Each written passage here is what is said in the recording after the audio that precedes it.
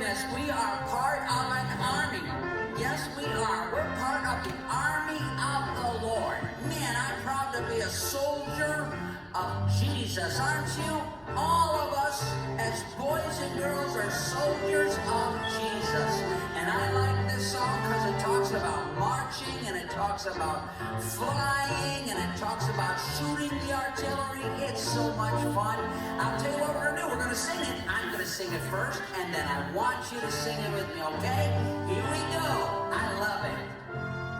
I may never march in the infantry, ride in the cavalry, shoot the artillery. I may never fly o'er the enemy, but I'm in the Lord's army. Yes, sir. I'm in the Lord's army. Yes, sir. I'm in the Lord's army. Yes, sir. I may never march in the infantry, ride in the cavalry, shoot the artillery. I may never fly o'er the enemy, but I'm in the Lord's army. Hey, boys and girls, did you know that there's a bunch of little motions and stuff that you can do with this song? You can act like you're marching, and you can act like you're flying, and you can act like you're shooting the artillery and everything. So when we sing it this time, if you want to, you can do all of the actions. So here's what we're going to do. I'm going to sing along with you, and we're all going to sing together. So are you ready? Let's do it together. Here we go. I may never march in the infantry, ride in the cavalry, shoot the artillery. I may never fly o'er the enemy, but I'm in the Lord's army. Yes, sir. I'm in the Lord's army. Yes, sir. I'm in the Lord's army. Yes, sir. I may never march in the infantry, ride in the cavalry, shoot the artillery. I may never fly o'er the enemy, but I'm in the Lord's army. Yes, sir. Hey, boys and girls, my name is Jackson, and I'm so excited to see each of you here this week. This week, we're going to go visit a prophet from the Old Testament known as the Weeping Prophet. This man preached God's word even when people picked on him for being so young. Let's go visit Jeremiah right now. Well, hello there, traveler. Hi there. Are you Mr. Jeremiah? Why, yes I am. And who might you be? Well, my name's Jackson, and I came here today to see if you could help me with a problem that I'm having. Well, I can do my best. What seems to be your problem? Well, you see, I really like going around to people's houses and telling them about Jesus and how if they accept him, that they will get to go to heaven and live forever with him. But sometimes when I go to the door, people question what I say because of my age. They say that someone as young as me can't understand what forever really means and to come back to them once I get some more life experience. Well, God frequently asks young people to teach those that are older than. When I was a young man, God called me to speak on his behalf to the nation of Israel as a prophet. In my days, people didn't like hearing from prophets, so my job was very difficult. Oh yeah, I heard about that in Sunday school. Yes, God called me to preach to my nation about their choices to worship false gods instead of him. He told me to tell them that they would be taken into captivity and to not be afraid because he would continue to take care of them. False gods, is that like an idol?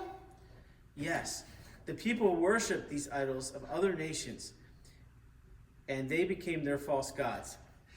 I bet they listened to you, though, when you threatened them captivity. Wait, what is captivity again? Well, captivity is when another country comes and takes power over your country. Captivity, that doesn't sound like fun. It sounds like when my cousins came over to my house and they decided to make themselves at home. And they took all my toys and they broke some of them and then they didn't want to give the rest of them back. I didn't think that it was very fair that they took my things and ruined them. That's kind of what captivity is all about. Well, that isn't very fun for you or your toys. For my nation, though, God had decided that he wanted to start over and make Israel a better nation. And he knew that my passion for my nation would help the people to listen. even though I was so young. Well, that's really scary. I know that if one more person shuts the door in my face, then I'm just going to end up quitting. But God has asked you to do it, so you need to stick with it, even when the task seems too challenging.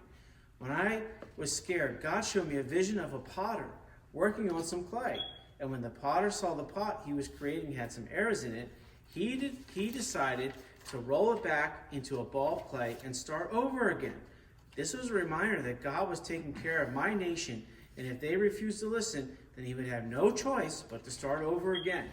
Oh, I get it. So even though your nation would be destroyed, he still promised to allow it to be built back up again. That's right, Jackson. So God gave me the strength to begin preaching the truth to my people, no matter what would happen to me. So if you kept preaching, that must mean that someone listened to you, right? Because when my pastor preaches, sometimes people fall asleep, and he tells them to wake up, but at least they're trying to listen to him. Sadly, Jackson, no one listened. And instead of leaving the city like God had asked, they decided to stay and fight. And when they fought, more damage happened to the city, and the city was almost destroyed at one point because the people would not listen. But if you stop prophesying about bad things, wouldn't that make them stop happening? God would have continued to allow the destruction no matter what I did, Jackson. And because I loved my people so much, I fought as hard as I could for them. I would pray for hours for my nation, and my passion for their safety made me cry for them and for their safety. But no one listened. Wow, I can't believe that you didn't just quit. I had to help my people to have a fighting chance, and God chose me to speak on his behalf. So I couldn't just stop because it got a little hard.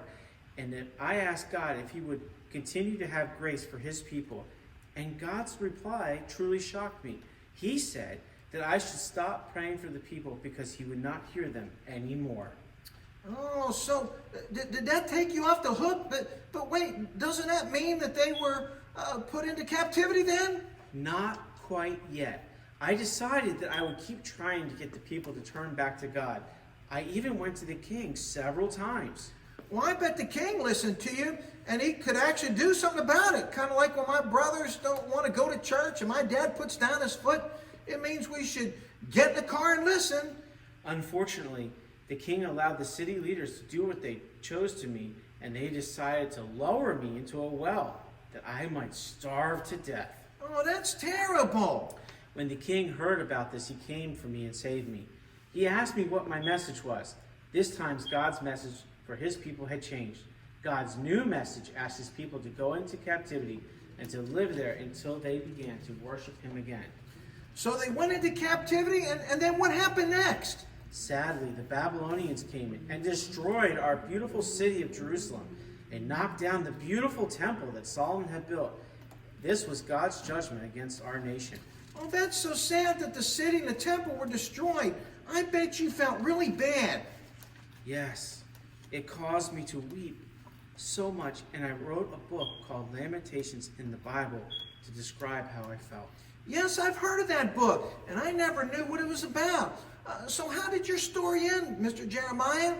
I stayed in Jerusalem with the people that weren't taken into captivity, and they eventually took me down to Egypt against God's will. So what happened to the people that were taken into Babylon? God allowed them to have houses and families there, and 70 years later, God allowed them to return to Jerusalem and rebuild the temple. So you were faithful in what you were told to do, and that has encouraged me to continue to tell others about Jesus, whether they want to hear it or not. That sounds like the very best plan, Jackson. Well, thank you again for all your help today, Mr. Jeremiah.